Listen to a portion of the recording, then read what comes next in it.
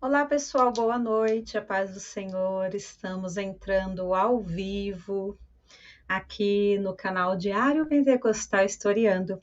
Hoje é dia 31 de maio, último dia de maio, 21 horas. Estamos aqui, nós iremos receber daqui a pouquinho a escritora pesquisadora de Assembleia de Deus, Marina Correia. É um prazer muito grande recebê-la, gente, porque a maioria dos meus vídeos sobre a Assembleia de Deus, eu utilizo as obras que ela tem. Ela tem outras, eu tenho essas duas aqui. É muito rica, muito importante, é um subsídio essencial, né, para eu produzir os vídeos sobre a Assembleia de Deus aqui. Então, é um prazer muito grande trazê-la aqui. Como eu falei nas publicidades, ela é a católica mais assembleiana que possa existir. Né? Ela é católica e escreve sobre a história das Assembleias de Deus. Então, é um prazer muito grande recebê-la. O pessoal está entrando, eu vou pedir para vocês fala aí no chat se tá ok a iluminação, o vídeo, o áudio. E lembrando que essa live ficará gravada aqui no canal. Se você está assistindo num outro dia, num outro ano, num outro horário, seja bem-vindo aqui no canal. Se você ainda não é inscrito no canal, se inscreva no canal, deixe o seu curtir, comenta, compartilha. E você também pode seguir a gente lá no Instagram, Diário Pentecostal Historiando, e também na página do Facebook com o mesmo nome, Diário Pentecostal Historiando. Tá bom? Gente, falando sobre esse meu look aqui, esse look é um recebido, tá? Da Jessie underline 88, Jessie Vicente underline 88. Então, esse look, esse modelito é um recebido. Siga ela lá no Instagram, tá bom? Não só esse, outros também. A maioria dos meus looks aqui são recebidos da Jessie Vicente underline 88. Obrigada, Jéssica. Estou amando. Pessoal, vai respondendo então aqui no chat como que está o áudio. Vocês estão me ouvindo? Não estão? João Batista já entrou. Ô, João, tá ok o áudio aí? Eu não sei se o pessoal está escutando certinho. Dá um feedback para gente.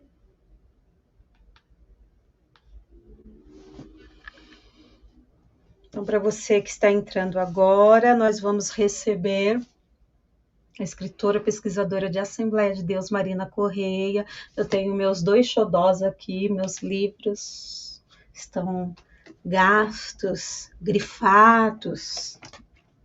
Esse daqui, gente, foi um recebido da editora Recriar. Gostaria de agradecer à editora Recriar por ter enviado essa preciosidade para mim. Esse aqui já está na 3ª edição, tá bom? Mas esse aqui eu acho que é a 1ª edição. Esse aqui eu comprei, um livro muito bom que vale a pena. A nossa convidada tem outros livros, mas a gente conversa daqui a pouquinho. Pessoal, tá tudo ok? Então, eu vou apresentar para vocês. Eu vou abrir a tela para vocês conhecerem a nossa convidada Marina Correia, lembrando que é um prazer muito grande recebê-la aqui. Vocês sabem que eu posto muitos vídeos sobre a história das Assembleias de Deus, pentecostalismo, eu gosto do assunto. Vocês sabem que eu tenho especialização em História e Teologia do Protestantismo do Brasil, daí vem esse interesse nesses assuntos. E tem uma turma muito boa aqui que segue a gente já há um tempinho, também gosta desse assunto. E é isso, pessoal. Não tive nenhum feedback de áudio. Eu não sei se o pessoal está escutando. Vamos ver aqui, eu vou escrever no chat antes da gente abrir para nossa convidada, tá bom? Vocês que estão assistindo, tem uma turma já grande aqui assistindo. O áudio tá ok, gente? Responda, por favor.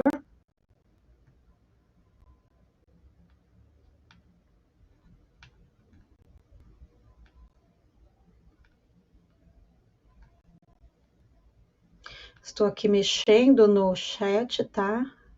Estou aprendendo ainda. Mas ok. Então, nós vamos começar sem mais delongas, porque a pauta aqui ela é extensa, a gente tem vários assuntos bem importantes para conversar, tá? Vocês podem deixar as perguntas, fazer as perguntas na medida do possível, a gente vai respondendo. Ah, a Aline respondeu. Obrigada, Aline. Falou que tá ok. Obrigada, o áudio tá ok. Conforme eu coloquei aí no chat, gente, a gente vai falar sobre o início, a origem dos ministérios assembleianos, a figura do pastor presidente, a família Câmara, a CGADB 2017, o que aconteceu ali, a família Ferreira da Assembleia de Deus, Ministério de Madureira, e a dinastia Bezerra da Costa, Assembleia de Deus, Ministério do Belém, além das transmissões pastorais aí na Assembleia de Deus, sucessão familiar, tá bom? O assunto vai ser bem rico. Sem mais delongas, conosco aqui, com muito prazer, eu vou abrir a tela, vocês vão conhecer a nossa convidada de hoje, Marina Correa. Seja bem-vinda, professora! Boa noite, Silvana. Boa noite a todos e todas que estão aí nos assistindo. É uma honra estar aqui hoje participando nessa terça fria, né? Aqui está gelado, São Paulo. Eu estava em Aracaju há uma semana e estava muito calor lá. Quando chega aqui é um choque de temperatura, mas eu quero lhe dizer que eu estou muito honrada com o teu convite, não esperava de verdade, porque eu já te seguia no Insta. Eu não sei quem é fã de quem, eu já seguia você foi muito interessante. E quando o Gedeon falou de você, o Mário Santana me falou de você, eu falei, gente, quem é essa moça que fala sobre as Assembleias de Deus? Aí eu comecei a te seguir, e para mim foi uma surpresa muito agradável. Quero, antes de mais nada, dizer que eu que me sinto honrada em estar aqui hoje junto com você para falar um pouquinho das minhas pesquisas, das Assembleias de Deus, como o Gedeon me intitulou a católica mais assembleiana do Brasil, e eu gosto disso. Eu gosto disso. É um prazer muito grande estar aqui com todos vocês nessa noite. Muito obrigada. Ai, ótimo, professor, o prazer é todo nosso. Nós já estamos aqui recebendo. O Geraldo está aqui com a gente, lá de Curitiba. A Aline também está com a gente. A Adilson, o Elias. E sem mais delongas, professora, conta para a gente qual a sua origem, onde você nasceu, como foi a sua infância, como que você chegou nessa situação, nessa condição maravilhosa de pesquisadora. Conta para a gente entender com quem nós estamos conversando. Olha, você está conversando, e os ouvintes, as ouvintes que estão aí, com a pessoa mais comum do Brasil. Eu sou de origem rural, eu sou mineira, nascida numa fazenda para lá de Governador Valadares, chama Carlos Chagas, uma cidadezinha pequena, e eu nasci em fazenda, fiz escola rural, morei 11 anos na fazenda, meu pai vaqueiro, minha mãe doméstica, e, de fato, que eu só comecei assim, a estudar mesmo e falar, agora eu estou estudando, eu estou dentro de um colégio, quando eu já tinha de 11 para 12 anos. Uma vida sofrida, tenho um orgulho de ter a família da minha origem, mas uma família muito, como se diz, simples, e que me deu uma criação maravilhosa, que foi, sabe, gostar dos estudos, ser crente. Porque às vezes a pessoa pensa que o católico não é crente. O católico é crente, sim, gente, também. É claro que existe aí toda uma coisa que não precisa de eu falar. Mas minha mãe, uma mulher orante, meu pai também, muito tementes a Deus, e foi de lá que veio essa origem, essa veia já de estudo, já de pensar religião. Morei em casa de família para estudar tudo em Belo Horizonte, e aos 18 anos eu chego em São Paulo, onde eu ancoro aí moradia junto com os meus irmãos, já apoiada pela família sempre. Conheci meu esposo, agora 17 passado, fizemos 42 anos de casado, temos 2 filhos, 2 noras, um neto e uma sobrinha do coração, que é minha sobrinha Jane, que mora conosco há 30 anos, e ajudei a criar a sobrinhada toda também das minhas irmãs e meus irmãos. Então, assim, sou de família humilde, de família rural. Todos esses estudos, para mim, têm uma importância muito grande, porque negra, pouco estudo, as pessoas pensam que a gente nunca vai chegar a algum lugar, senão nos serviços mais simples. E eu acabo chegando junto com as Assembleias de Deus, eu acho que já li das Assembleias de Deus, que trabalha com essa massa, que trabalha com essas origens, também fazer história. E por isso que eu sempre digo, Silvana, que as Assembleias de Deus me deram título, e eu honro muito esse título. Por mais crítica que possa ser, por mais, sabe, às vezes discórdia ou dissenso, vamos dizer assim, mas eu sou muito grata aos estudos das Assembleias de Deus e vou continuo sempre nas Assembleias de Deus. É isso, essa é a Marina Corrêa, que teve a oportunidade de entrar com mais de 35 anos numa faculdade. Fiz 2 graduações, fiz mestrado, fiz doutorado, fiz pós-doutorado, e estou aqui hoje com você, com Marina, sempre Marina. Que bom, gente, que prazer. Professora, quais foram, qual o curso de graduação? Quais os cursos, né? Você falou que fez 2 Foi. graduações? Eu fiz, no primeiro momento, eu fiz Direito, eu fiz 5 anos de Direito, terminei já aí aos 40 anos, meus filhos já estavam entrando também na universidade. Depois eu fiz uma pós-graduação em Direito de Família, e por isso que nós vamos falar em dinastias familiares, né? Aproveitando isso aí.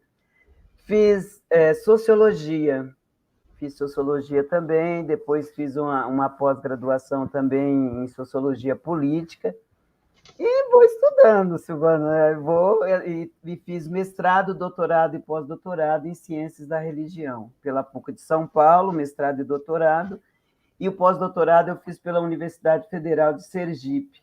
Eu mantenho o vínculo até hoje, não sou efetiva, mas sou professora permanente do programa atualmente. Já tem uns 8 anos quase que eu estou nessa ida e vinda de Aracaju para São Paulo e assim, Que vamos andando. gostoso. Lugar maravilhoso e fazendo o que gosta, né? Muito Exatamente. bom, muito bom. Professora, quantas obras, quantos livros, quantas publicações você tem?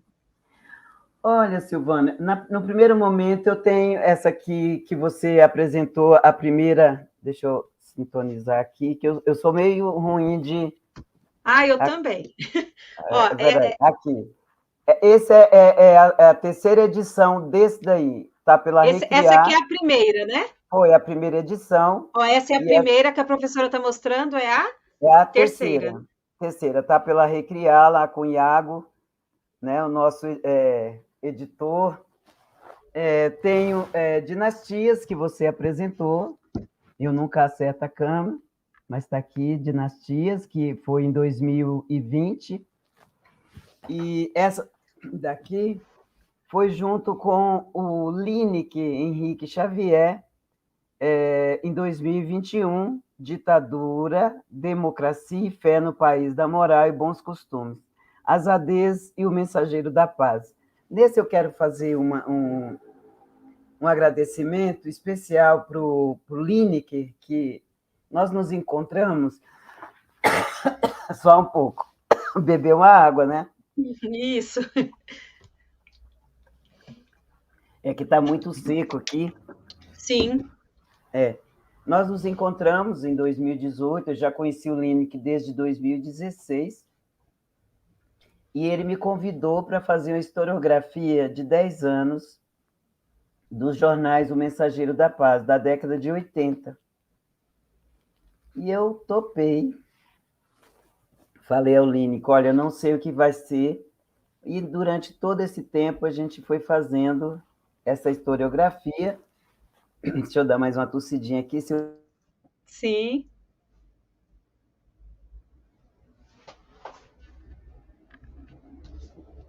Antes da professora voltar, pessoal, deixa eu mostrar aqui, essa aqui que é a primeira edição, o título é Assembleia de Deus, Ministérios, Carisma e Exercício de Poder, tá? E esse aqui é a primeira edição, ele já está na terceira edição.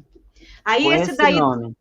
E a operação do carisma e o exercício do poder, a lógica dos ministérios das igrejas Assembleias de Deus no Brasil. Certo. Isso, Esse certo. outro que você estava falando é do Jornal Mensageiro da Paz, dos anos 80, é isso? Nós fizemos 10 anos de historiografia do Mensageiro da Paz. O que nós tentamos obter através dessa obra? Como o discurso das Assembleias de Deus foram mudando em 10 anos, junto com o final da ditadura, início da Constituinte, né, da redemocratização, e como a fé, a moral, os bons costumes, de certa forma, eles vão sendo transportados para outra época, para outro momento, mas eles continuam. O interessante é isso, eles continuam. Mas o discurso os discursos também do mensageiro vão mudando no decorrer do tempo. Eu vou pedir meu esposo para pegar água, porque eu estou com muita tosse. Sim, pode ir. Espera aí só um pouquinho. Tá bom. Pessoal, enquanto isso, eu vou falar desse outro livro aqui. Esse é o que eu ganhei da editora Recriar, tá? Dinastias Assembleianas, Sucessões Familiares nas Igrejas das Assembleias de Deus no Brasil. Tanto que eu fiz um vídeo aqui, ele foi muito visualizado sobre os pastores presidentes, deu muito o que falar, recebi críticas, elogios, mas a gente chega lá, tá bom? E antes, daqui a pouquinho, aliás, quando a professora terminar de falar sobre essa obra muito boa, tá? Confesso que eu não conhecia, eu vou perguntar para ela vai responder para a gente como que ela chegou na Assembleia, porque o interesse, dentre tantos assuntos, pesquisar, e muitas pesquisas, doutorado, pós-doutorado, Assembleia de Deus. Mas deixa ela terminar a apresentação dessa obra muito interessante aí do Mensageiro da Paz. Eu mudei de temperatura e estou com tosse. Confesso que eu estou mais calma do que de costume, com certeza. Porque sendo entrevistada por outra mulher já me deixa bem mais tranquila. Quando eu for com o pastor Éder, sim, aí eu falo com ele, nossa, eu fico bem nervosa, né? Ele dá muita risada. Então, aí o que aconteceu com essa obra? A gente foi fazendo uma leitura, uma releitura do jornal Mensageiro da Paz, e percebendo que o próprio mensageiro mudava o discurso do religioso, dentro do religioso, mas já trazendo uma política partidária, já trazendo... É muito interessante, eu não vou dar muito spoiler do livro, mas o livro é muito interessante, Silvana, porque a gente forma o livro, formata o livro com o próprio mensageiro. Nós não trazemos sociólogos para conversar conosco, para conversar com o Mensageiro da Paz. O próprio Mensageiro da Paz vai falando no decorrer, a questão, a inserção política dos pastores na Constituinte, na formulação no Congresso. Então, a gente foi trabalhando essa aí para mostrar o que é a finalidade da obra, que todos estavam envolvidos dentro de uma mudança. Não é que às vezes as pessoas enxergam o título e acham que a gente está fazendo uma crítica, está fazendo. Não, a crítica existe. Tudo que você faz, você em si já tem uma crítica, né? Mas o que nós. Qual era a nossa pretensão? De trazer a preocupação das Assembleias de Deus também com as questões morais, também com as questões éticas, também com a questão religiosa. Só que, assim, o próprio jornal foi fazendo a capa do livro, né? Que lindo! Foi publicado aqui, quando, professora? Que ano? Em 2021, quase no final já. Por exemplo, aqui a gente traz de aqui... 2021? A gente traz aqui, ó, Igreja e Política, Mensageiro da Paz. Muito bom! Olha, eu vou pedir o Iago para te mandar, para endereçar uma a você, ó. Obrigada! Ó, liberdade religiosa. Então, o próprio jornal vai falando por si só. Então, o que eu e o Lineker fizemos foi capturar e todos com como que se diz, com ó, deixa eu pegar a câmera aqui, todos remetendo ao jornal as citações. Nada ficou fora das citações. Então, todas as citações do jornal. Então, assim, até interessante para quem quer fazer uma leitura, de onde que ela tirou isso? Está no rodapé, Mensageiro da Paz, número 1157, setembro 83, página 7. Então, professora, e como que o pessoal consegue adquirir esse exemplar? Está pela Recriar, pela editora Recriar, acho que não está aqui na capa, aqui, ó, pela editora Recriar, deixa eu, aqui, editora Eles Recriar. Estão no Instagram também, tá, pessoal? Também, editora Recriar. Isso. Então, ficou muito interessante, porque, assim, o próprio jornal conta a história do livro. Nós tivemos o zelo de encontrar o que nós precisávamos, quando ele falava, por exemplo, do carnaval, falava da questão das religiões, dessa questão da falsa cura, dos rituais. Então, a gente foi trabalhando nesse sentido. Mas a nossa intenção é mostrar para o público que as Assembleias de Deus se preocupam, assim, com outras coisas, além de só a fé, só de trazer... Além do aleluia, glória a Deus, gente. Além do aleluia, glória a Deus. Sofre críticas também, porque a gente vai observando que isso vai se politizando de tal maneira que, às vezes, ficava difícil do Lineker e eu tirarmos dali a parte religiosa, porque os discursos vão falando mais. Eu acho que vai ser um livro muito interessante, Silvana, para você, principalmente. Com certeza. Estou muito feliz. Obrigada, viu? Muito feliz assim, mesmo. Além dessas 3 obras que estão aqui conosco, nós temos, junto com o Relep, várias coletâneas. Eu recebi, essa semana, não está aqui, recebi mais uma coletânea. Então, assim, eu vou trabalhando com as Assembleias de Deus. Esse último agora, que foi em 2022, nessa coletânea, que tem vários autores e autoras, eu falei que o Espírito Santo sopra onde quer, e ele sopra nas periferias muito mais do que a gente imagina. Eu gostei muito, porque vai trabalhar com as bases. Eu gosto demais dessas bases, sabe, Silvana? Apesar de trabalhar com a elite assembleiana, mas é na base que está ali o carisma, que está ali, de verdade. Eu sempre brinco com os meus amigos e amigas assembleianas, que se eu tivesse de ser batizada nas Assembleias de Deus, eu ia para uma periferia daquelas bem pequenininha para ser marina, só marina e receber o batismo. Muito bom. Gente, a professora Marina, ela também está no Instagram. Qual é o seu Instagram, professora, para o pessoal te seguir lá? Acho que é Marina Correia 0612. 0612, Marina É, Correia Correia 0612, 0612. Correia, tá? 0612. Correia, É bom isso. vocês seguirem para vocês acompanharem onde ela está, o que ela está fazendo, as publicações, ficarem atualizados. Tem uma turma muito grande aqui que gosta muito da história das Assembleias de Deus. Para vocês ficarem bem atualizados, siga lá a professora, tá bom? No Instagram, Marina Correia 12. 0612, tá bom? Isso. 12. Professora, por que o interesse em Assembleia de Deus? Como foi assim? De onde surgiu esse interesse?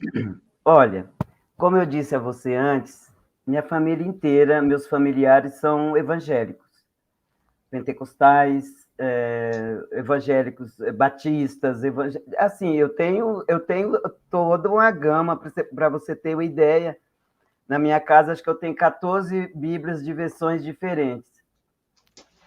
E todo mundo chega tentando me falar que eu devo ir para para outra. Se eu tivesse feito isso, acho que eu já teria tido aí uns 4, 5 batismos diferentes.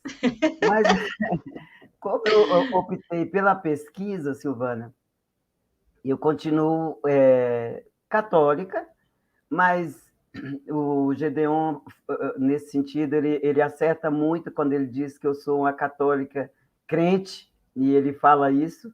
Você é crente? Eu falo, pois eu sou mesmo. Sempre, para mim, tem uma oração. Então, assim, eu sempre fui uma pessoa curiosa, crítica. Sempre crítica no sentido do porquê. Eu acho que esse porquê que vem com 4, 5 anos me persegue até hoje, né? E eu sempre perguntava, gente, mas por que eu tenho que ser católica? Por que eu tenho que fazer isso? Por que existe outra religião? Por que aquela é errada e essa está certa? Por que essa está errada e a outra está certa? E foi nesse intuito. Quando eu entrei para o direito, lá em meados dos anos 90, eu estudei direito romano, que entra muito na religião. E eu falei, é isso que eu quero.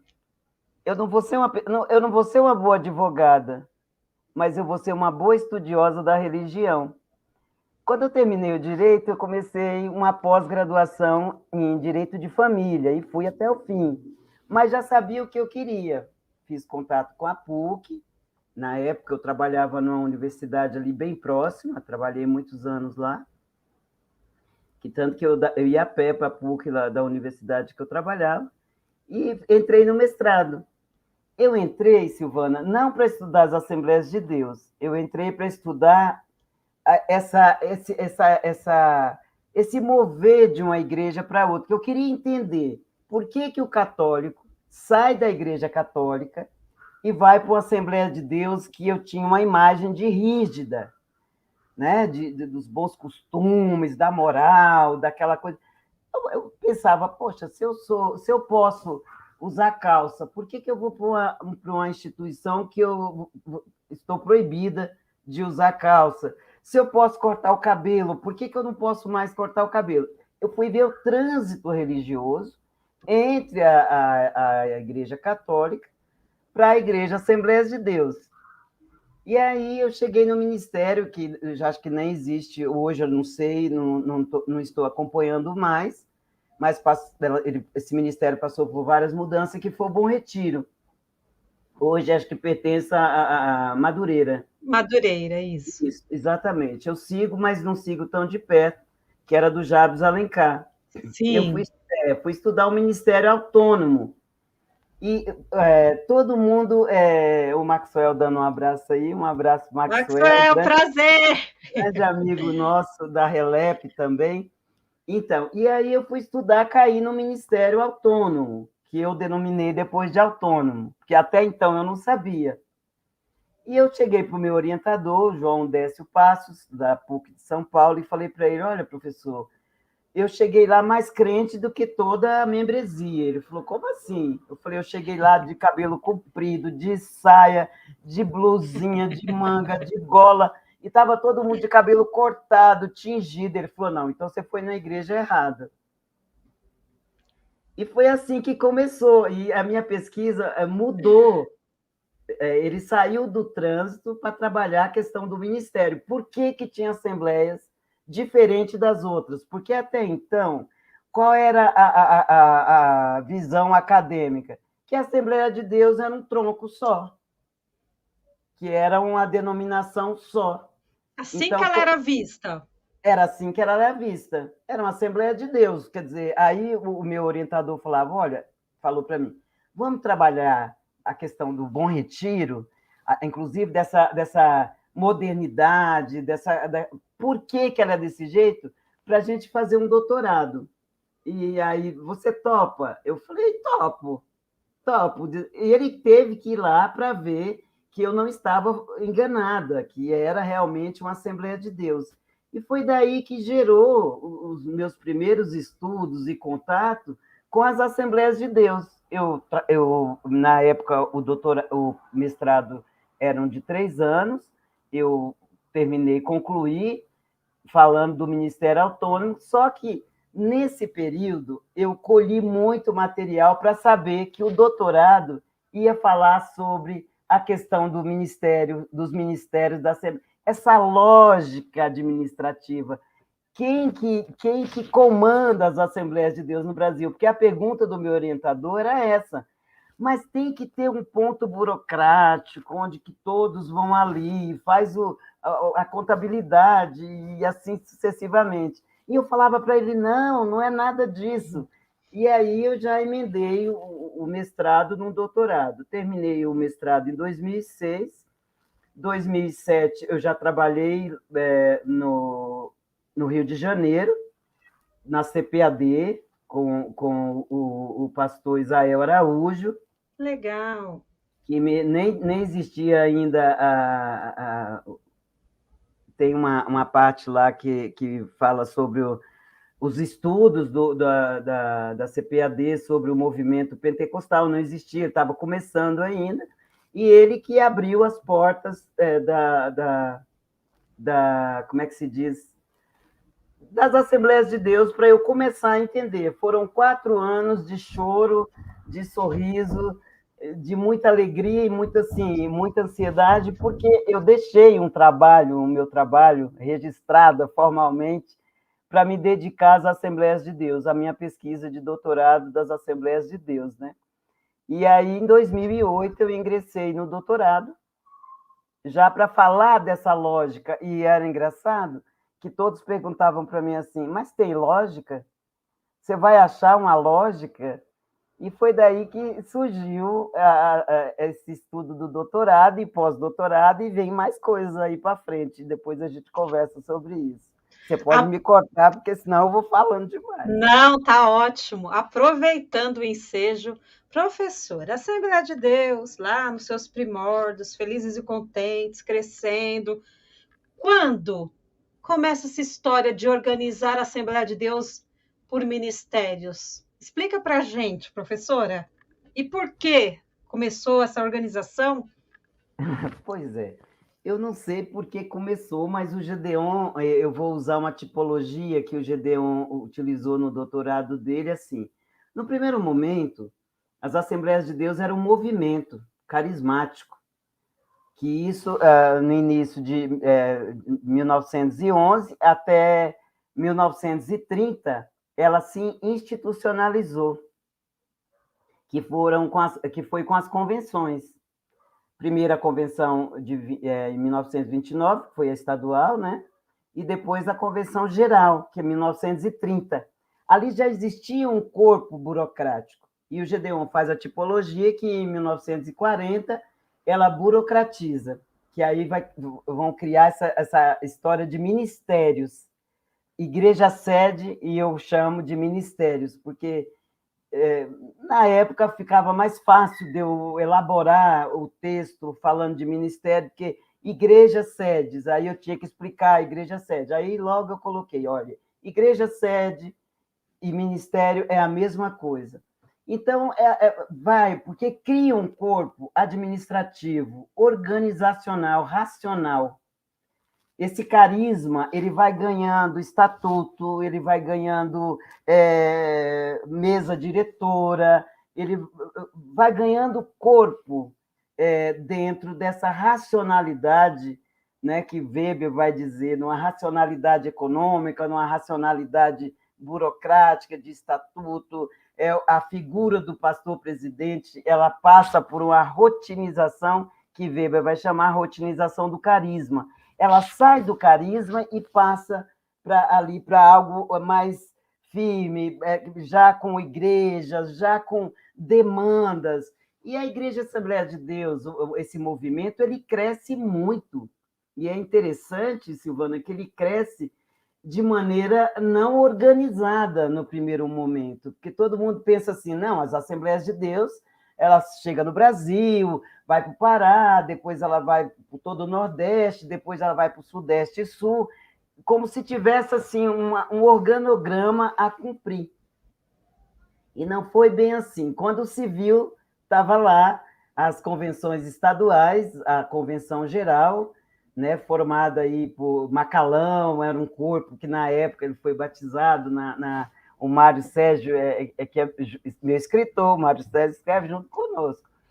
Se ele estiver aí, quero mandar um grande abraço para ele. Abraço, Mário. Então, assim, e vai criando corpo, vai criando força, vai criando estatuto, vai criando pastores, e saem os pastores suecos, entra pastores brasileiros junto com os americanos. Então, quer dizer, tudo isso vai se tramando de maneira, depois, dentro de uma organização, e não mais dentro desse movimento que o Gedeon vai chamar no primeiro momento, desse movimento carismático, que ela passa por longo tempo dentro do movimento carismático, né? Que não era reconhecido, que as igrejas protestantes na época também contrária, e a Igreja Católica só vai dar conta disso aí, e isso é uma coisa interessante desse movimento, no início de 80, porque até então estava tudo muito bem, a igreja está indo, mas as Assembleias de Deus também, né? Então, esse movimento vira uma denominação, e essa denominação ela vai ficando gigante. E é interessante como a Assembleia de Deus ela é gigante. E você hoje, se você montasse um corpo de pesquisadores só para falar das Assembleias de Deus no Brasil, nós teríamos que ter aí mais do que uma RELEP, né? Mais do que a RELEP, né? Que é a Rede Latino-Americana de Estudos Pentecostais, porque ela é muito local. Ela é muito local, ela escorrega da mão. Por exemplo, quando você vai falar do pentecostalismo no Brasil, já é no final de 60, da década de 60. A primeira é a Beatriz Muniz de Souza, que era uma pesquisadora, que vai falar desse pentecostalismo. Ora, as Assembleias de Deus já estava além disso, e no primeiro momento ela é confundida com um movimento só, um pentecostalismo só. E quando cai na academia, quando ela entra na academia, aí vem as lacunas de como que acontece. Mas você está falando dessa Assembleia de Deus, mas ela está ligada a quem? Por que Madureira? Por que Missão? Por que Belenzinho? Não é a mesma? A pergunta era essa dentro da academia. A pergunta era essa dentro da academia. Mas não é a mesma? Aí eu falava, não, Marina, mas tem que ser. Então, foi assim, eu e o Gedeon, nós somos parceiros de doutorado. Eu terminei em junho de 2012 e ele terminou em dezembro. Então, a gente conversou muito sobre isso. Eu, católica, ele já nasceu pentecostal, né? Então, assim, foi momentos de muitas trocas, de muitas conversas, e o Gedeon é mais do que um amigo, é um irmão que eu tenho, assim, que qualquer dúvida eu vou para ele. Gedeon, olha, porque ele fala a verdade, né? O Gedeon, eu falo assim, que eu escrevo com o coração e ele escreve com o fígado, né? Super sincero. Super sincero. Eu também, mas eu sou mais, como é que se diz? Ele disse que eu sou mais crente, essa é a palavra. Ai, Então, meu Deus. o Gedeon, ele fala que eu sou crente. Então, é nesse sentido que eu entro nas Assembleias de Deus, é nesse sentido que eu percebo as Assembleias de Deus com falta de estudos. E é aí que eu falei, bom, como o meu orientador sempre me disse, Marina, se não tem ninguém para fazer, faça você. Ah, mas é pesado o serviço? Aguenta o peso. Você vai falar de uma denominação de peso, então você vai aguentar o peso. Ele falou, você vai ficar a cara das Assembleias de Deus. E ele acertou, né? Que hoje Com eu, só, certeza. eu vou mais a cultos do que missas, viu, Silvana? Ai, que interessante. Professora, o pessoal está fazendo várias perguntas, não necessariamente também, né, sobre o nosso assunto. Aí eu vou falar para o pessoal mais tarde, tá bom? No final, a gente, na medida do possível, a gente vai responder essas perguntas, tá bom? Tá certo, tudo bem. Professora, diz uma coisa: pastor presidente, a figura do pastor presidente. Quando surgiu essa nomenclatura? Minha gatinha fazendo barulho aqui na porta, querendo Eu entrar. também. Deixa ela entrar. É, quando surgiu a figura do pastor presidente e qual é o trajeto? Como que ele chega a essa estatura de pastor presidente? Que eu li nas suas obras, que você fala sobre isso. Conta para gente essa parte tão importante. Então, porque assim, na década de 30, eu tenho aquela Silas Daniel, se eu não estiver enganada, que escreveu sobre a As história convenções, né? das convenções, da Convenção Geral das Assembleias de Deus do Brasil, e ele vai trazendo lideranças. São lideranças. Então, o líder, a liderança do Nordeste, a liderança do Sudeste, a liderança do Sul, a liderança do Norte, vai tratando por liderança, pastor. No máximo que você encontra ali era pastores, os líderes de tal lugar, pastor. Quem eu encontrei no jornal Boa Semente, na década de 50, quem traz pastor geral de campo foi o Paulo Leivas Macalão. E ele fala, quem vos fala é esse pastor geral de campo, do campo, num culto, numa palestra, e foi trabalhando essa nomenclatura, ela foi sendo refinada, porque pastor geral, e de repente ele estava em algum lugar, né? Teve o Gedão vai me matar, mas eu esqueci o nome agora do Cícero Canuto. Já existia uma preocupação em torno dessa figura. O Nelis Carlos, alguma coisa que era um sueco, alguma coisa nesse sentido, não me lembro bem o nome dele, que ele traz no Mensageiro da Paz essa preocupação com essa nomenclatura. E essa nomenclatura vai crescendo, vira pastor, pastor geral, pastor presidente. Quando vê, já está lá pastor presidente, que também vai ser usado por Macalão e vai ser usada por os pastores antigos de liderança. Mas essa sempre foi uma preocupação lá nos anos idos dessa nomenclatura. Muitas críticas a gente encontra dentro do Mensageiro da Paz, críticas em relação a essa nomenclatura. Olha, isso aí pode ser um perigo. Se perigo ou não, Silvana, eu não sei. De um tempo que eu comecei, de fato, a trabalhar as Assembleias de Deus, da década de 40 para frente, o pastor presidente já está ali. Eu escrevi um capítulo, como que se formou a nomenclatura pastor presidente, e ele hoje é uma figura máxima dentro do seu ministério, dentro da sua igreja sede. Dentro da convenção, tem ali a liderança que vai existir. Ela é muito política, né? Porque tem as mesas diretoras dentro das convenções, a mesa diretora dentro do ministério, igreja diretora dentro da convenção, das convenções estaduais, mesa diretora dentro da convenção nacional. Então, vai existir ali pastores vindos de vários locais do Brasil, buscando trabalhar nessa liderança seus interesses. E eu digo assim, como católica, eu posso dizer isso aí, se no Vaticano existe a figura do Papa, e o Papa é mais ali uma figura, né, nem sempre é obedecida, o pastor presidente não. Ele tem a última palavra, sim. Né? O Papa tem a última palavra, mas vai depender das paróquias, das arquidioceses, dos bispos, dos arcebispos, enfim, dos locais. Mas o pastor presidente ele é a figura máxima dentro do seu ministério. E aí ele deu a palavra, está dada a palavra. É o meu pastor, foi o pastor que escolheu, foi o pastor que ungiu. Então, ele é uma figura emblemática, ao mesmo tempo, um grande líder dentro das Assembleias de Deus.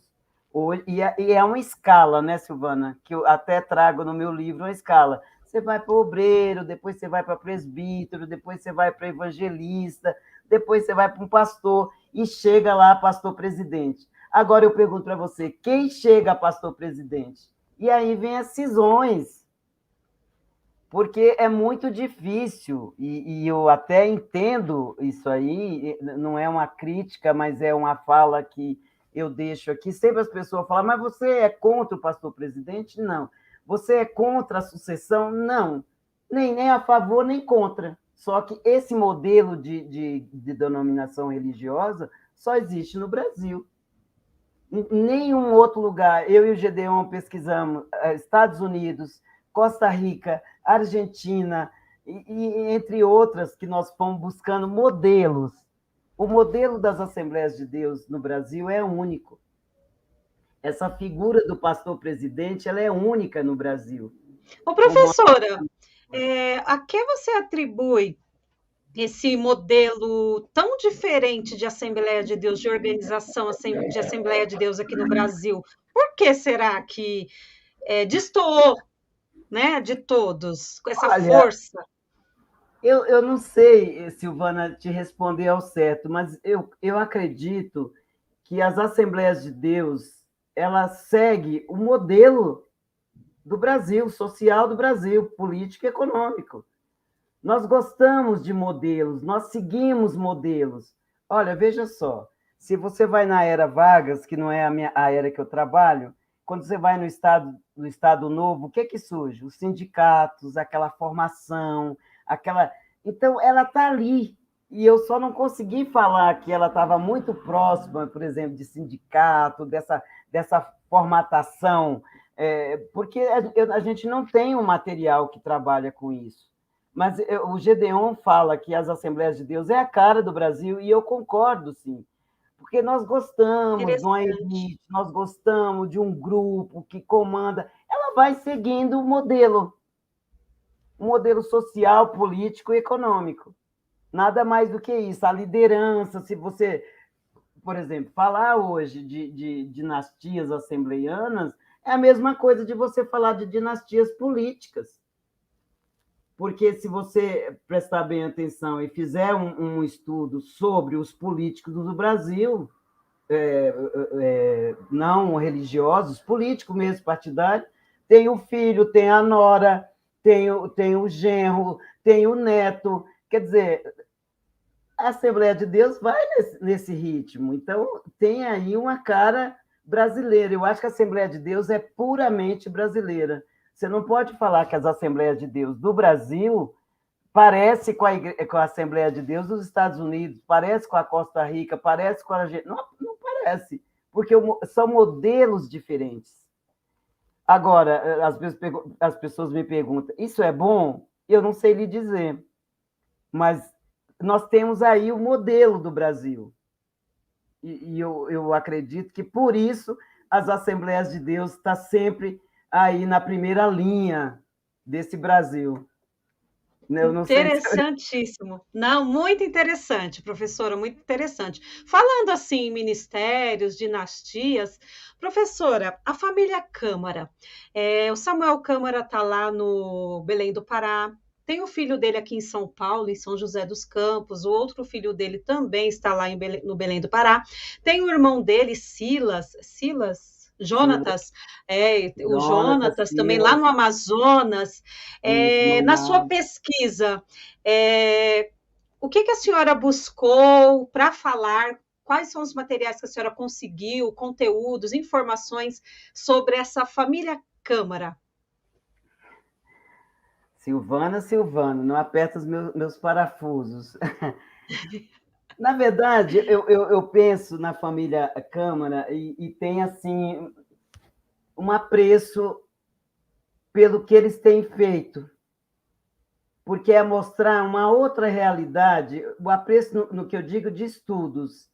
Eu não sou contra nem a favor de ninguém, eu sou assembleiana nesse sentido com todos. Mas o que eu quero dizer com isso? O Câmara, ele tenta, por muitos anos, a sucessão dentro da Convenção Geral do Brasil. Ele é um pastor de nome, é um pastor que vem dentro da tradição assembleiana. Ele passa por Manaus e o irmão dele fica no lugar dele. Tem o Silas, que está, acho que é no Amapá, se não estiver enganada.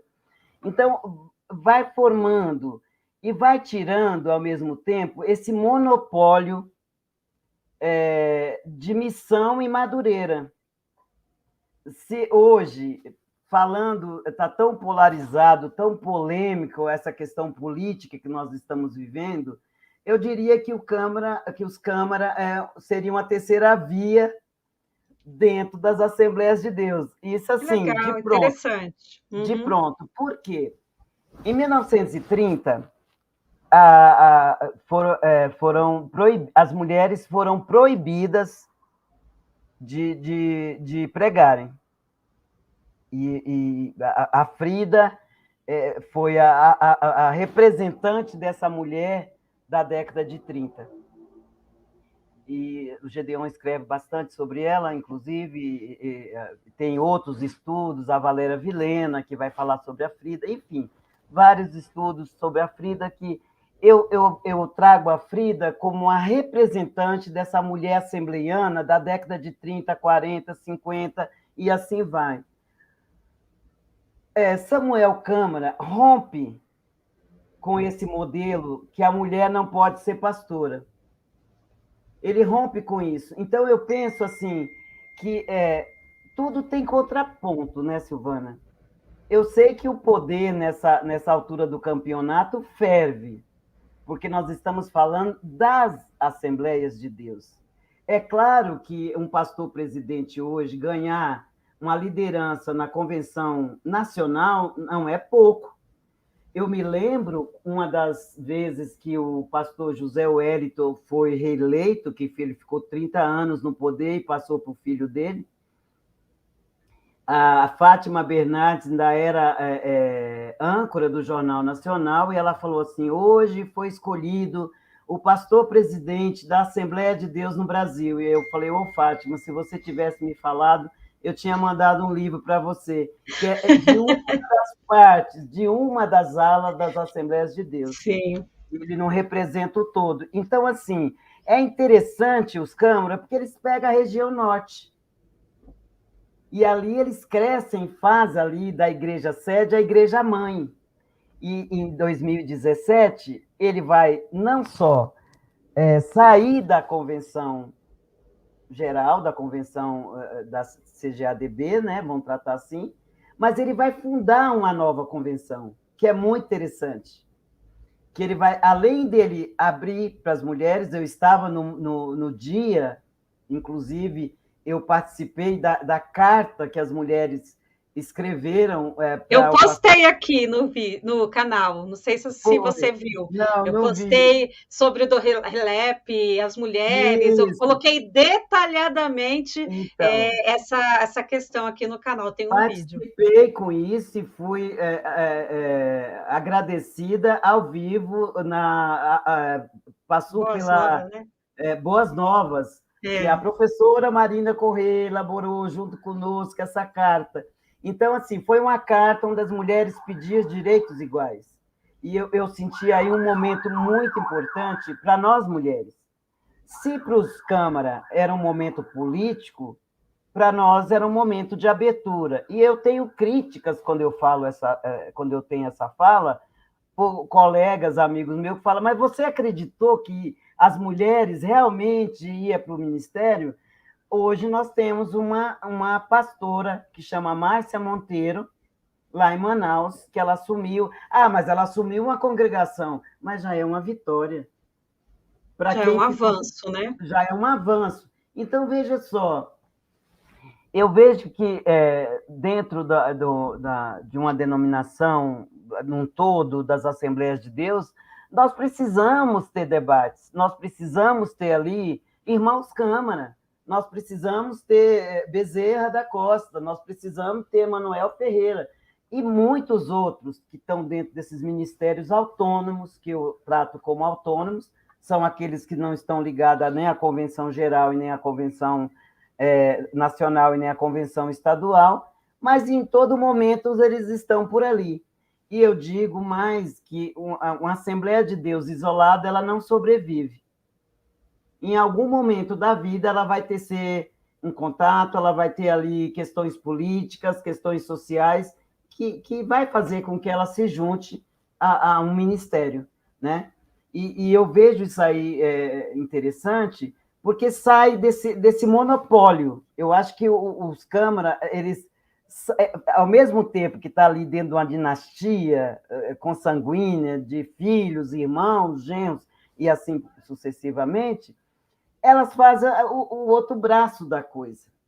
Então, diz que nós precisamos de equilíbrio. Equilíbrio ou não, nós temos aí as Assembleias de Deus fornecendo matéria-prima todos os dias para que nós possamos realmente aprimorar o estudo sobre as instituições religiosas no Brasil e não tomar um corpo todo. Não dá conta, não dá conta. E, ao mesmo tempo, eu acho que as Assembleias de Deus elas são soltas, porque não tem ali um cânone, não tem ali uma obediência para todas, cada um faz o seu.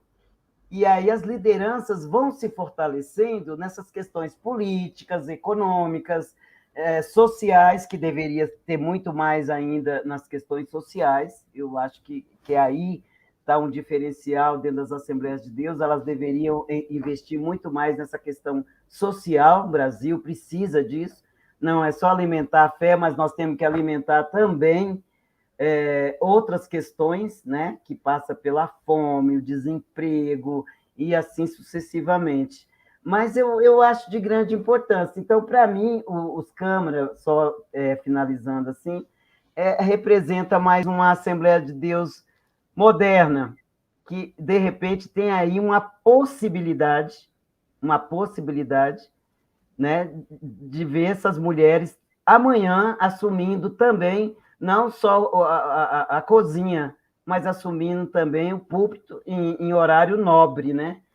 Que os homens não podem bancar isso aí sozinhos, né, Silvana? Sozinhos, né? Ô, professora, para fechar a família Câmara, só relembra para o pessoal por que, que o Samuel Câmara rompeu com a CGADB? Qual foi o estopim? Como foi esse rompimento? Questões internas políticas, porque ele tentou muitas vezes a sucessão do José Wellington, o pai. Lá E na ele CGADB, né? na CGADB. Sim. Tanto que uma vez ele tentou com o Silas entrou na convenção e ele não conseguiu o cargo. O Silas entrou como vice, né, e ele não conseguiu entrar. Então, assim, é uma questão de poder, é uma questão aí que eu falo, não é questão social, não é questão, é questão política. O Câmara queria o poder da CGADB, e ele tentou várias vezes, até em 2017, eu acho que foi em 2017, se eu não estiver enganada, você pode até me ajudar, Sim. que ele conseguiu, por exemplo, deixa eu ver aqui onde que eu encontro, ele conseguiu, em 2017, o pastor Wellington Júnior, né? Ele conseguiu 14.675 votos, e o pastor Samuel Câmara, 8.145 votos. Então, foi a última vez que ele concorreu com o Hélito Júnior, já para a sucessão da CGADB. E eu vejo que a saída dele é a questão de, peraí, alguma coisa eu vou ter que fazer aqui, porque do jeito que eu estou indo, não tem mais condições de eu seguir diante de várias derrotas. Eu vou mudar a estratégia, e ele mudou a estratégia. O fato em si, o que de fato ocorreu, eu não sei, mas a estratégia dele foi mudada, sim, e ele funda a CADB. E é muito engraçado, assim, chega a ser engraçado, interessante, que ele traz assim a CADB, né? Que é de volta ao lar. Sim. Por que de volta ao lar? Porque ele fala que a igreja mãe está em Belém. É missão, igreja, Assembleia de Deus do Belém. E aqui em São Paulo, nós temos o bairro Belém, que é o Belenzinho. É uma confusão que a igreja Belém aqui é a mesma Belém de lá. Então, são farpas internas que nós, pesquisadores, às vezes até nos aproximamos de fatos assim bem postos, mas às vezes não tem assim, interesse em trazer uma disputa acirrada dentro, porque tem tanta coisa interessante que às vezes uma fala ou outra ela perde ali o interesse da coisa. Mas a questão é poder, é política, é o nome, é o grupo, é a força econômica, política e social dentro das Assembleias de Deus no Brasil. Eu Tá vejo por ótimo. aí. Vamos então, pessoal, lá para o Rio de Janeiro. Paulo Leivas Macalão. No início da década de 80, ele morre, não deixa sucessor, porque o único filho dele tem aí a história, não teve interesse, não foi de pai para filho ali. Aí sobe a família Ferreira, Manuel Ferreira. Tem aqui em São Paulo Samuel Ferreira, o filho, Abner agora está lá no Rio de Janeiro, o Manuel Ferreira é o bispo primário lá da Conamade, é uma família de força, de peso. Conta pra gente, professora, como que é essa gestão, essa articulação familiar, e como a senhora vê o futuro da AD Madureira, pelos estudos que você já fez, sobre as fontes, os conteúdos que você já juntou aí para as suas obras, o que você tem para falar para a gente da família Ferreira, dinastia Ferreira? É uma dinastia mesmo. Sim. Olha, deixa eu te falar uma coisa. Quando você estuda as Assembleias de Deus, você tem que opinar por um grupo. O meu grupo de estudos está na CGADB. É claro que nós passamos por estudos de outros grupos, como eu passo pelo do Samuel, lá do grupo Câmara, e como a gente passa também pela Madureira. Não dá para falar de missão, não dá para falar de Belém, não de Belenzinho, mas de Belém, sem falar de Madureira, né? O Manuel Ferreira, ele é um pastor-presidente vitalício, que tem um modelo estatutário totalmente diferente das Assembleias de Deus que pertencem à CGADB, que estão filiadas à CGADB. Como assim? Você vai falar. Ela tem um estatuto, até então eu não tenho em mãos esse estatuto, mas tem o estatuto, mas é o estatuto único. Que todo mundo vai falar, não, o estatuto é aquele estatuto primeiro, que está lá, que é a Madureira, e serve para todas as igrejas. É evidente que se você for estudar cada caso, você vai ver que não é bem assim. O patrimônio da Madureira, pelo estatuto, eu estou falando pelo estatuto, ela é toda do grupo Ferreira. E lá no estatuto diz movente, o que é fixo, o que não é. Quer dizer, todo o patrimônio é ligado aos Ferreiras, aos Ferreira, né? Aos filhos, porque são um grupo, o bispo Manuel Ferreira tem um trabalho, acho que se o Maxwell estiver aí, ele vai me lembrar, eu esqueci do nome, que ele fala de pai para filho, eu me esqueci do nome dele agora, mas Douglas Fidalgo, Isso. que vai trabalhar de pai para filho. Ele Então, estará aqui com a gente também para falar, o viu, gente? Douglas, Mais para então, o frente. Douglas é o menino que estuda a Madureira. Então, a Sim. Madureira, ela tem ela não precisa de votação, por exemplo, igual a CGADB precisa.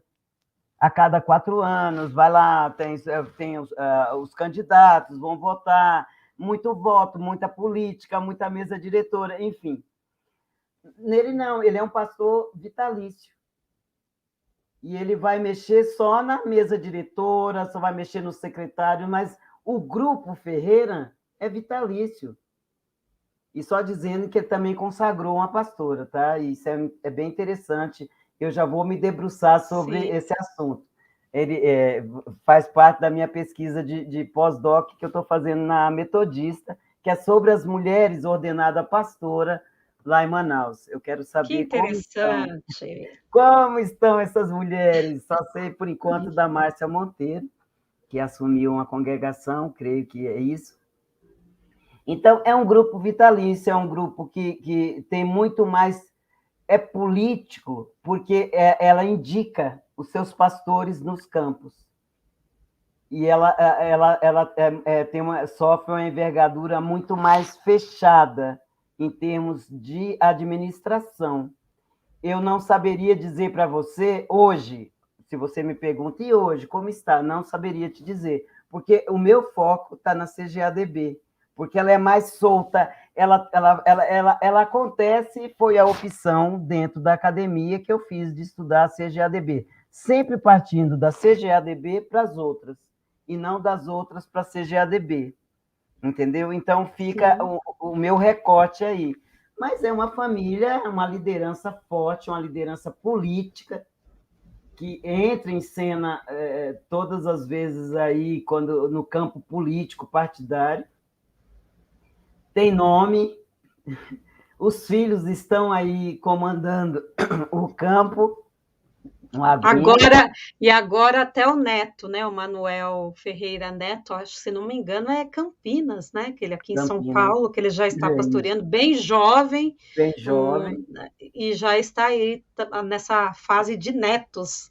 de Já. netos. Então, assim, é um grupo forte, é um grupo que está ali o poder, que está ali realmente uma dinastia. Se o José Wellington fez a dinastia, e ele foi até, né, tem filhas que são políticas, filhos políticos, pastores, e tem neto aí que está no jurídico, no judiciário, e assim sucessivamente, você sabe muito bem. Ele trabalha o filho dele para isso, mas o bispo Manuel Ferreira trabalha os 3 filhos. Quer dizer, isso ainda vai nos render muitos estudos, muitas histórias, muito trabalho. E os filhos? Onde que os filhos vão estar inseridos daqui mais um tempo? A minha pergunta, entendeu? Porque cada cabeça, né, como diz, cada cabeça tem uma sentença. Esse grupo ele é coeso? É a pergunta que eu me faço hoje. Ele é coeso? Os filhos estão ali de acordo com o pai, o filho e assim sucessivamente? Então, assim, é um trabalho aí de campo a ser feito, que eu acho que o Douglas é um dos caras competentes demais para fazer esse trabalho, para ver além da sucessão de pai para filho. Mas hoje, se você me pergunta, quais os grandes grupos assembleianos hoje de poder? Eu digo Madureira, a missão e os câmara. Né? Norte, Sudeste, está aí, está definido. Então, eu vejo isso aí. Professora, desculpa te cortar. Não, imagina. Pelo o que a senhora estudou, né? Claro que a senhora falou que foi mais na CGADB, não tanto aí Madureira, mas pelo que a senhora já sabe, a senhora vê no futuro a Assembleia de Deus Madureira não mais na família Ferreira? Será que isso é possível? Olha, eu não acho. Eu não acho. Só que é assim, no direito, Silvana, a gente estuda que tem os sucessores e os herdeiros. É a mesma fala, é a mesma, o sentido é o mesmo. Mas na prática, a gente define isso com mais cuidado. O herdeiro é aquele que espera o pai morrer e herdar os bens. Né? Ainda reclama, porque dá muito briga, dá muita encrenca, tem partilha aí que dura às vezes 40 anos para se resolver. Quem você conhece, olha, ainda está lá, ainda está parado, porque o irmão brigou com não sei quem, e assinou. Bom, enfim, isso no jurídico, no direito. Eu estou falando de sucessão familiar, usando o Código Civil. O sucessor, ele sucede, é a mesma coisa, ele pode ser um empresário, ele vai suceder o líder empresarial, ele é o sucessor. Ele tem que fazer algo muito mais do que herdar. Ele tem que fazer algo diferente, ele tem que fazer prosperar, porque geralmente os herdeiros recebem e gastam. A família Matarazzo está aí para a gente pensar um pouquinho fora da questão, né? Que é o grupo Matarazzo, hoje você quase não vê, porque passa de pai para filho, de filho para... e vai assim sucessivamente. Então, eu penso assim, esses sucessores, esses herdeiros, eles têm que se transformar em sucessores. Fazer algo diferente, algo novo, para continuar no caminho, para continuar nessa liderança. Porque quantos ministérios, igrejas sedes já faliram no Brasil? Você entende? Será que esses filhos, né, têm o mesmo carisma desses pais, né? Exatamente. Então, você entendeu onde que eu quero chegar? É nesse sentido. Esses filhos vão ter que fazer algo a mais. Algo muito mais que ser só herdeiros. Eles têm que suceder o negócio. E suceder é não deixar o negócio falir. E de que maneira isso pode ocorrer? Tem que ser com algo novo, com algo que seja trabalhado até então, que não tem um modelo na caixa. No que eu quero dizer. Por exemplo, se eu seguir o pai já tem uma experiência, que vem de muito trabalho, que vem isso. O sucessor, o herdeiro, agora eu vou falar de maneira geral, dentro do Código Civil, que herdeiro e sucessor, o herdeiro é herdeiro por direito, por nascença, enfim, é legítimo. E existe o sucessor, que pode ser da empresa, pode ser, por aí a gente vai ver na sociologia da administração, que isso está bem definido também, né? Eu posso ser um sucessor do meu patrão na empresa, e eu tenho que fazer essa empresa prosperar. Então, o que eu penso desses filhos? Como prosperar as Assembleias de Deus, como na primeira e na segunda geração? Essa terceira geração que entra agora, será que de fato eles vão suceder esses ascendentes? O avô, o pai, o bisavô, porque o Gedeon, ele mesmo fala, a primeira geração de pastores não fez herdeiro, porque os pais não queriam, os filhos não queriam, porque ia entrar dentro de uma outra questão, mas hoje todo mundo quer. Mas se todo mundo quer, como que fica essa nova geração de pastores? Qual que vai ser o capital de trabalhos dele? Porque os pais já tiveram e já passaram para eles. Então, por isso que eu falo, eu entrei nas Assembleias de Deus e às vezes eu falo assim, não vou mais estudar, vou encerrar esse livro de dinastias e vou deixar isso para lá, vou mexer com outra coisa. E, Silvana, quando eu vejo, eu estou lá, no Mensageiro da Paz, Garimpando. garimpando, garimpando, porque são coisas que o pesquisador, a pesquisadora, ele não consegue dar conta no primeiro momento, e ele fica correndo, porque vai sobrando falas, vão sobrando fatos, e você fala, eu preciso... É como assim, eu não morro sem dar conta disso, entende? É mais ou menos por aí, eu não morro sem dar conta disso. Então, é nessa questão que eu vejo o futuro dessas dinastias. Como que elas, por exemplo, o Wellington Júnior, qual que é a liderança dele, qual que é a pegada, vamos dizer assim, administrativa dele, qual é a estratégia? Porque o pai já se consagrou. Hoje, falar do José Wellington Bezerra da Costa, ele é um homem consagrado, um homem que ganhou as eleições por mais de 30 anos, um homem político, um homem experiente, com seus 80 e poucos anos. Quer dizer, e o filho? E os filhos que estão aí? Qual Quais o são as... diferencial, né? Qual o diferencial? Porque, na verdade, Silvana, eu espero por esse diferencial, que é trabalhar um grupo. Por exemplo, entrou, nós estamos falando de herdeiros, o Deus é Amor, que entrou o neto do Sim. Davi Miranda, e ele causou aí um falatório danado na imprensa, mas ele está mudando. E Chegou chegando o menino, chegou viu? E tem chegando. carisma, e tem carisma. Acho O que vai menino dar certo, viu? ele é racional, aquele cara é racional econômico, né? Eu Ele gosto dele, sabe viu? que ele precisa mudar. E a nossa sociedade, dentro dessa globalização, dessa tecnologia da informação, as coisas acontecem com muita rapidez. E por nós termos um pentecostalismo fluido, né, essa fluidez pentecostal, esses grupos vão ter que trabalhar muito para manter esse patrimônio, né, como os pais trouxeram até aqui.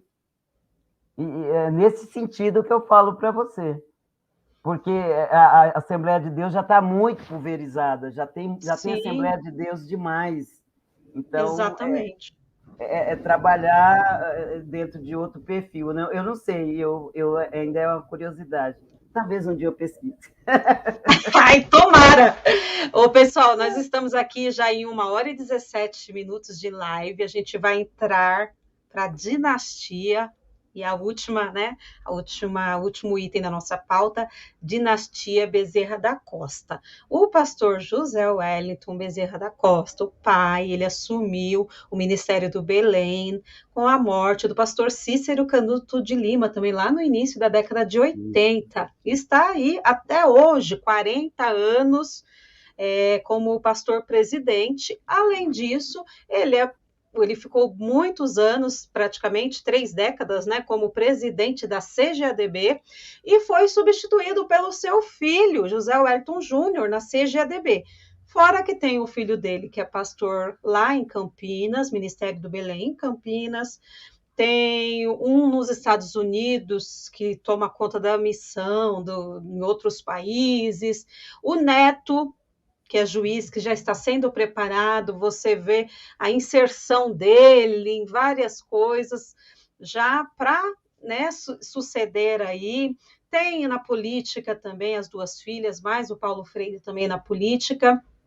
Professora, de todas essas dinastias, você considera essa mais forte do que lá dos Câmaras, dos Câmaras Ferreira, ou está ali em pé de igualdade? Qual o diferencial entre eles? Conta para a gente sobre essa dinastia. O que você tem para falar sobre essa Olha, dinastia? a dinastia Bezerra da Costa, ela tem tradição. E nada mais interessante dentro das Assembleias de Deus do que a tradição. Que os outros não têm, eu não estou dizendo isso, todos têm. Mas eu primeiro, eu penso, eu sempre brinco nas minhas falas assim, gente, eu falo, o velhinho é terrível, o José Wellington Bezerra da Costa. pastor. Professora, o Mário Sérgio está aqui com a gente, viu? Mandando Viu, mensagem Mário? Um aqui, ó. abraço. Nem vou falar o que você falou aqui, não, viu, Mário? Falando que. Ó, tá, vou falar só um pouquinho. Há quem diga que o José Wellington, antes da morte do pastor Cícero Canuto de Lima, já estava no comando. Não disse nada. Pode continuar, Pois é. professor. Há quem diga isso. O Mário pode falar, porque o Mário, ele é Mário, né? E o Mário, aproveitando a deixa aí do Mário, o Mário é um grande contribuidor para os nossos estudos dentro das Muito. Assembleias de Deus. O Mário me ajuda, assim. Eu, sem o Mário, fico sem uma mão, né? Eu já ligo para o Mário. Mário, aliás, Mário, estou precisando falar com você. Já estou em São Paulo, já aqui firme e forte de novo. O Mário me ajuda nos levantamentos empíricos, ele me dá dicas. Olha, está acontecendo tal coisa em tal lugar, eu corro. O Mário é Muito um cara sensato, é. sensato, o Mário é um cara Sim. bacana. Olha, veja só, eu atribuo assim José Wellington com essa tradição toda, com esse poder já estabelecido, porque ele assume o lugar do pastor Canuto, né? Como você bem sabe, o Mário sabe, ele já estava nos bastidores, já andava nos bastidores, e o que eu quero dizer com isso? Que o que acontece hoje nessas sucessões, nessas dinastias? E foi exatamente o modelo, é exatamente o modelo que eu trago do Bezerra da Costa. Ele foi preparando os filhos dele para a liderança, mas não foi de um dia para a noite. Aí que eu falo que entra nas mesas diretoras, entra num conselho, entra nas convenções estaduais, lidera ministério. Outro que não tem mais, é menos pastor, mais político, vai para a política. Então, assim, eu acho o pastor José Wellington um tremendo de um estrategista, de um administrador, que consegue ficar mais de 30 anos na reeleição. E eu atribuo isso, e aqui fazendo justiça, à memória da Wanda Freire também. Eu creio que a Wanda Freire foi a mulher, o cabo eleitoral mais ferrenha que a Bezerra da Costa teve até hoje. Eu fico esperando essa liderança dessas mulheres novas que estão aí com seus pastores, já filhos, netos, assumir a liderança, porque a Wanda ela era imbatível em cada eleição, ela estava à frente, ela reunia as mulheres, de um lado o plenário dos homens, do outro lado o plenário das mulheres, os homens tratando de negócio e as mulheres tratando de oração. Olha que estratégia fantástica. Eu não preciso nem dizer nada, porque nas eleições os pastores tinham que ir com as esposas. Por quê? O pastor trabalhava, os homens, Wanda Freire trabalhava, as mulheres. Evidente, porque o Espírito Santo, porque Deus quer que Deus está. Quer dizer, na oração, Silvana, a gente consegue tudo. De verdade, estou falando isso não de maneira jocosa, mas a gente consegue tudo. Inclusive, assim, derrotas. Você vai orando tanto por uma coisa, eu mesmo esse dia orando, não consegui, eu queria. Mas Deus sabe o caminho. E Wanda, ela aproveitou muito isso aí. Ela trabalhou muito bem com essas mulheres, nesse congresso de mulheres, as mulheres todas aí, mais de 600, 800 mulheres dentro de uma convenção, dentro de uma eleição, onde os homens estavam tratando de negócio e ela tratando de oração. Ora, isso aí é um cabo eleitoral maravilhoso. Eu dou os parabéns para ela, assim, fantástico. Eu sou fã da Wanda. Era uma mulher que não deixava a imagem cair, que estava ali de manhã, de tarde, de noite. Eu acho que ela mandava até mais do que ele, viu? Porque em casa a gente manda. Professora Marina, só uma pausa. O Gideon Alencar está conosco. Mandou um abraço para nós duas. Opa, Obrigada, Gideon. amigo, um abraço. Um abraço.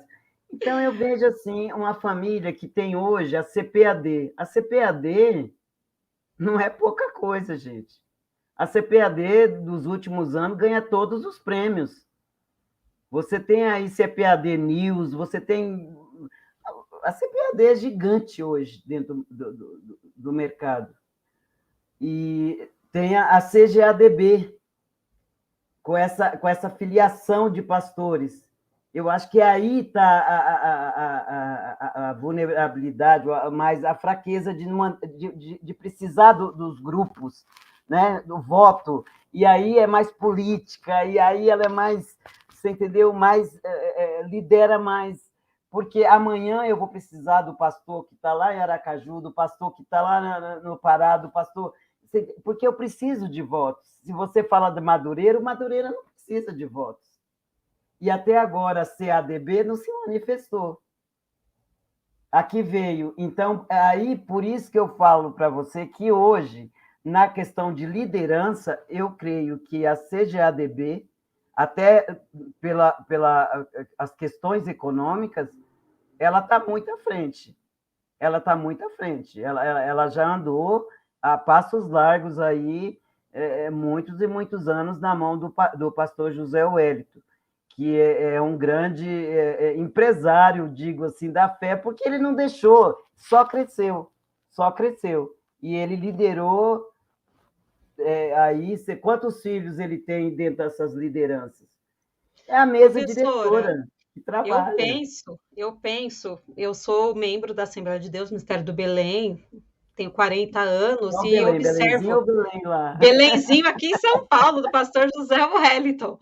E eu penso que um ponto positivo que contribui para essa consolidação dele no ministério à frente é o carisma que ele tem. Ele é um lorde, uma pessoa muito agradável, muito educada. Então, o pessoal respeita muito essa forma dele ser, o ser humano que ele é, né? Eu estava até comentando com uma colega minha uma vez a diferença dele de um outro pastor aí que está sempre aí no YouTube, o pessoal criticando. São dois pastores presidentes, até esse outro pastor presidente tem até muitos, acredito que tem até mais membros nesse estado, porém o perfil ele tem um perfil muito carismático, muito agregador, muito humilde. Então, eu creio que isso daí também contribui para se consolidar aí tantos anos aí na direção. Mas pode continuar, professora. Então, sem dúvida, isso é claro que vai contar. E quando a gente fala de carisma, você não está falando só da graça, você está falando de uma pessoa como um todo. Ele é um homem experiente, um homem que já passou por tantas e aprendeu a fazer gestão. E dentro dessa gestão, realmente ele é um lorde, ele sabe administrar. Ele, na maioria das vezes, ele não está à frente. Ele não põe a pessoa dele na frente, mas tem ali um grupo que está à frente, que senta com ele, eu tenho certeza, que leva ali todas né, os conselhos, vamos dizer assim, dele, que não age por conta própria. Então, eu vejo o pastor José Wellington nos bastidores, e ele faz um bastidor muito bom dentro da CGADB, dentro das Assembleias de Deus do Belém, porque ele sabe gerir, ele sabe trazer uma equipe que não é homogênea, mas ele faz isso aí. Porque eu participei, eu fui várias vezes eu fui na CPAD, e ali eu via todo aquele grupo ali. Eu pensava, é um grupo coeso? Nem sempre, mas é um grupo bem administrado. É um grupo bem administrado. É um grupo que passa ali, departamentalizado, é um grupo que sabe aonde buscar. E eu tenho certeza que quando um pastor precisa de um conselho, ele ainda é um grande conselheiro. Então, conta com o pastor José Wellington aí a maturidade, fazer a Assembleia de Deus. Ele aprendeu lá nos primórdios, junto aí com tanta gente que hoje já está para passa de 80 anos, a como fazer as Assembleias de Deus chegarem onde que chegaram, né? Então, é isso quando eu falo para você que essas dinastias, a gente precisa ficar ligados nesses sucessores para que eles realmente sucedam melhor do que foi feito até agora pelos os antepassados, né? pelos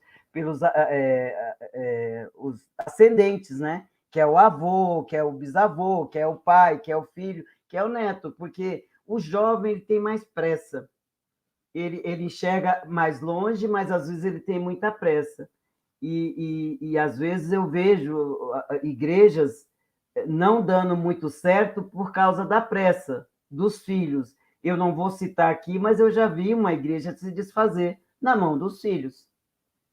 Então, é nesse sentido que eu falo para você. Então, desses 3 grupos, são 3 grupos de força, são 3 grupos pesados, porque cada um ocupa muito bem a região, as regiões, os locais. Entende? Aqui em São Paulo, a convenção, as convenções estaduais são divididas por setores, de tão grande que é isso aqui. Então, sem dúvida, o capital do José Wellington Bezerra da Costa, hoje, eu penso, que é muito maior do que os outros capitais. Politicamente, economicamente, com certeza.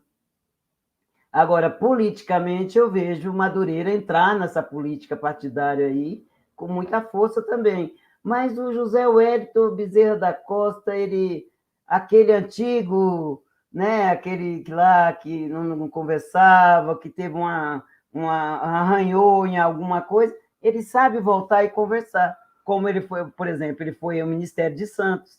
Ele sentou lá no Ministério de Santos, conversou com o pastor lá do Ministério de Santos, acho que há uns 2 anos ou 3, se eu não estiver enganado.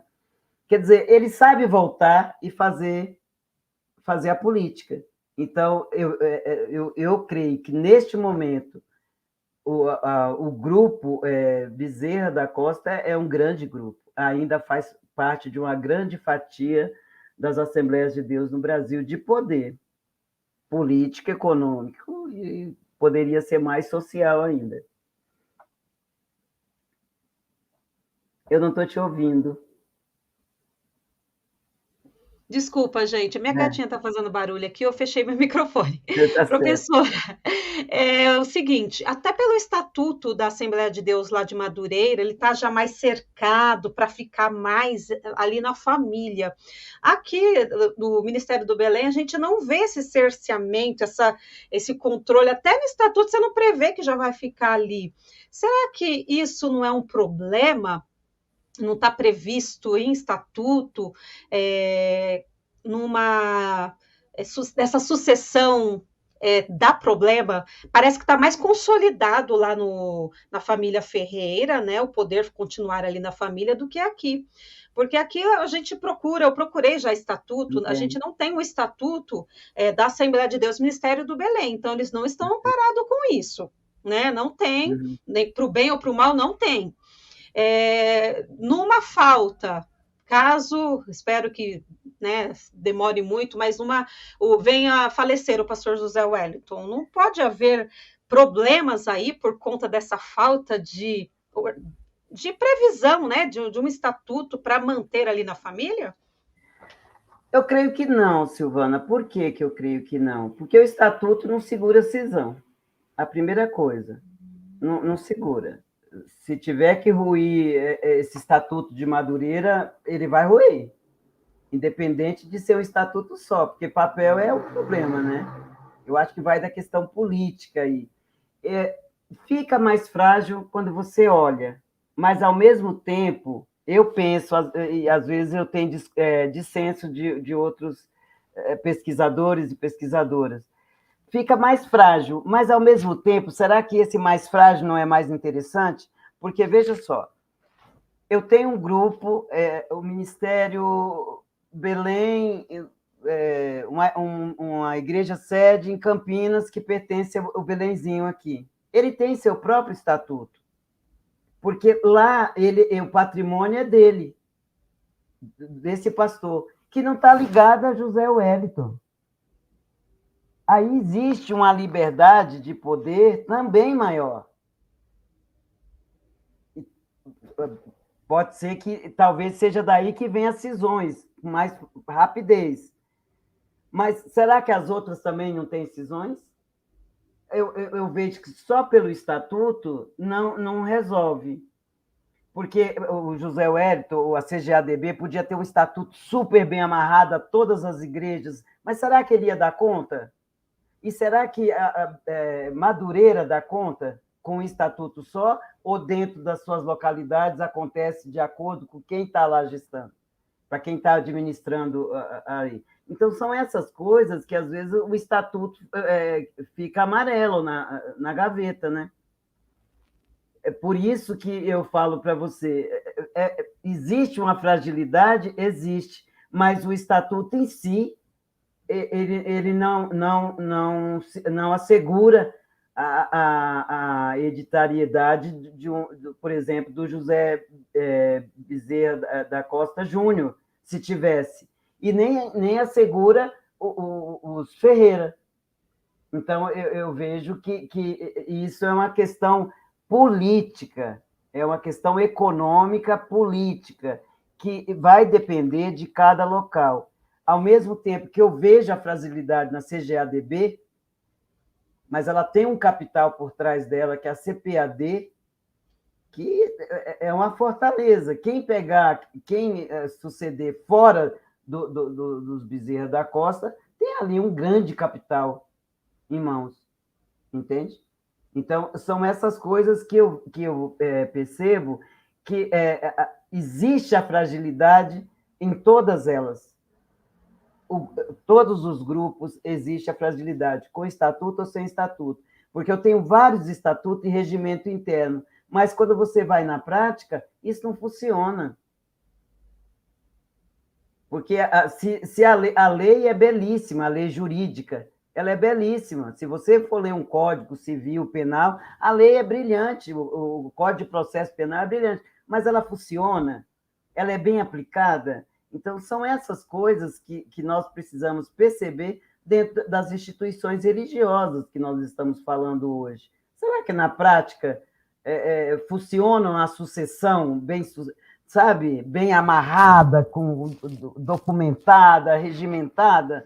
Não sei. Sinceramente, eu não vejo por esse ângulo. Eu vejo mais pela questão do fazer, do fazer as Assembleias de Deus, do que nós, vamos dizer assim, a massa, nós queremos todo dia algo, nós temos as nossas subjetividades.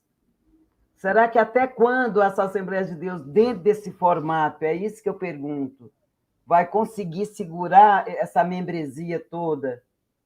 Então, e é interessante que esse guarda-chuva lidera para todas, mas se você começar a dividir, nós temos aí divisões em cima de divisões, cisões em cima de cisões.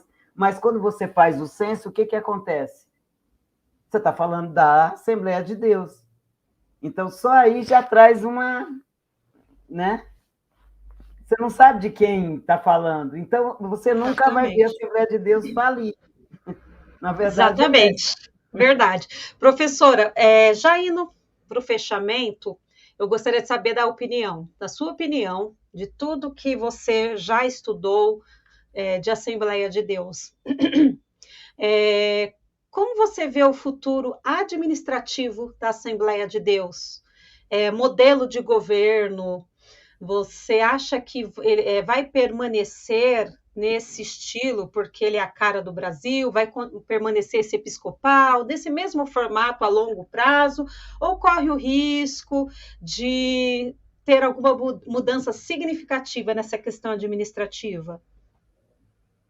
É uma pergunta interessante para fazer até um doutorado aí, né?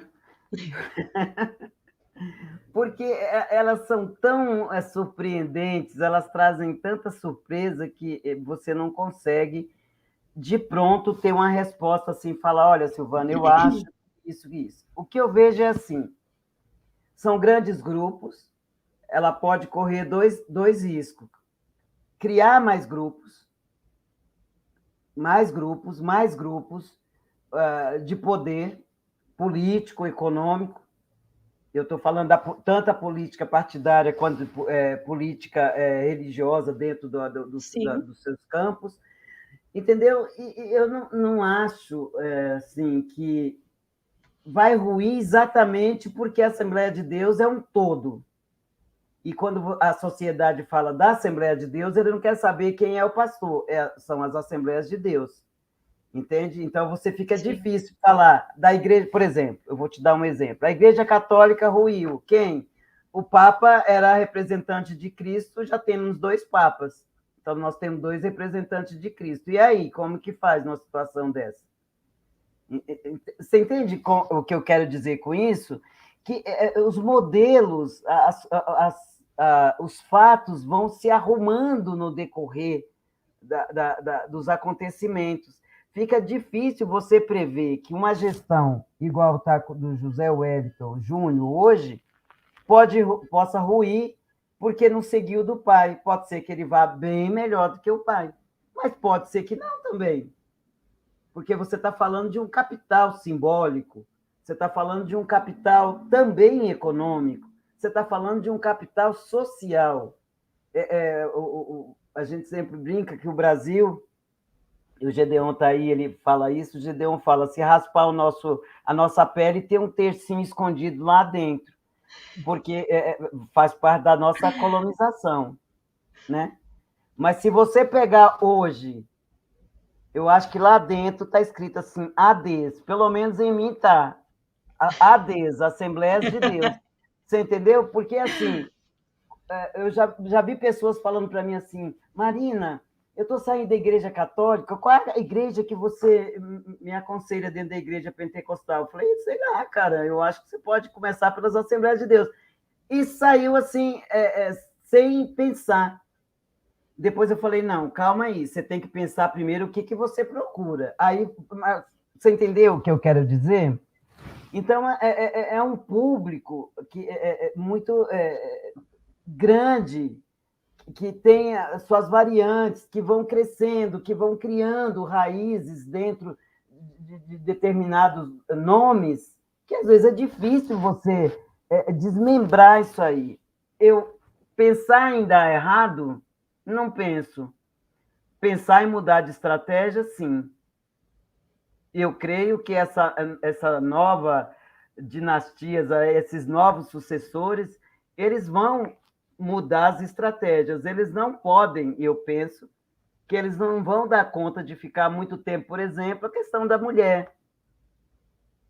Segurando a mulher, como se a mulher não fosse ninguém, como se a mulher tivesse que andar atrás do homem, que a mulher foi feita para silenciar dentro da igreja. Vai chegar uma hora que vai surgir uma igreja que vai deixar a mulher falar. E nós vamos para lá. Então, eles vão ter que mudar a estratégia. Entende o que eu estou falando? Sim. Vai chegar uma hora que a calça comprida vai ter que entrar, e vai entrar em outras igrejas, como já tem entrado. E o grupo vai ter que tomar estratégia, porque manter esse padrão, essa tradição, usos e costumes, por exemplo, é outra coisa. Entendeu? A questão da evangelização também é outra. Porque nessa padronização que eu estou dizendo, então, a nossa cultura caminha muito rápido.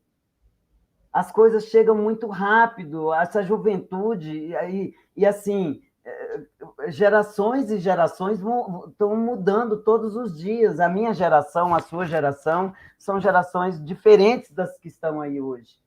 Entende? Eu pedi a benção para o meu pai, pedi a benção para minha mãe, meus tios, todo mundo. Eu ensinei meus filhos, mas não sei se meu neto vai fazer a mesma coisa. Quer dizer, então, são coisas que, como se diz, nessa realidade que nós estamos vivendo hoje, desse imediatismo, dessa fluidez de tudo que cola modelo, que eu falo que o Brasil adora modelo, né? Eu acredito que uma hora as Assembleias de Deus vai ter que mudar a estratégia de evangelização, de usos e costumes, a questão da mulher. Eu não vejo outra saída, não vejo, porque a juventude pede por isso. Eu também quero me divertir, eu também quero sair, eu também quero ser de Deus, eu também quero ter a graça. E aí, como que eu faço? Muito bem. Professora, Hum. eu vou daqui a pouquinho pedir para você fazer as considerações finais, mas antes tem uma pergunta aqui, eu vou colocar aqui, do Ivo. Ele ficou curioso por a senhora ser católica. Ó, em termos de espiritualidade, a senhora percebe alguma diferença entre a Igreja Assembleia de Deus e a Igreja Católica? Olha, se você falar de instituição, Ivo, se você estiver falando de institucional, instituição, claro que sim. Existe uma diferença tremenda, ritos, dogmas e assim sucessivamente. Nós temos aí uma série de coisas que a Igreja Católica não abre mão e a Assembleia de Deus é totalmente diferente. Nós temos a questão dos santos, nós temos a questão de Maria, nós temos a questão do batismo, nós vamos ter aí inúmeras coisas que eu poderia elencar aqui para você. Mas se você vai para a vertente pentecostal católica, e tirando todas as coisas que eu te falei, Ivo, nós temos a mesma espiritualidade. Nós oramos em língua, que são os grupos católicos carismáticos. Nós oramos, eu falo oramos porque fiz parte 25 anos da renovação carismática católica. Então, tirando os santos, tirando essa questão de imagem que já vem lá de tempos passados, nós temos talvez até mais fervor, e eu vou colocar isso como católica, do que muitos grupos pentecostais. Porque nós oramos, nós pulamos, nós clamamos, nós. Olha, eu já vi estádio com mais de 40 mil pessoas pedindo para cair uma profecia.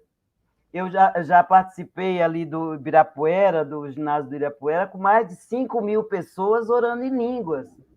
Então, quer dizer, sabe, não existe essa diferença na prática, porque nós ansiamos também pela graça de Deus.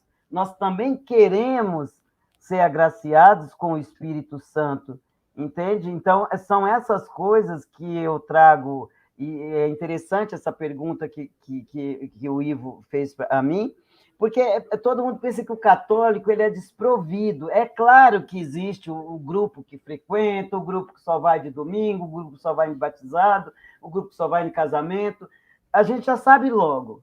Até para comportar na igreja tem um problema, né? Então, essa questão da fé, eu vou dentro da Assembleia de Deus e canto e oro em língua, e já subi no púlpito para cantar junto com o grupo, com o coral que estava lá.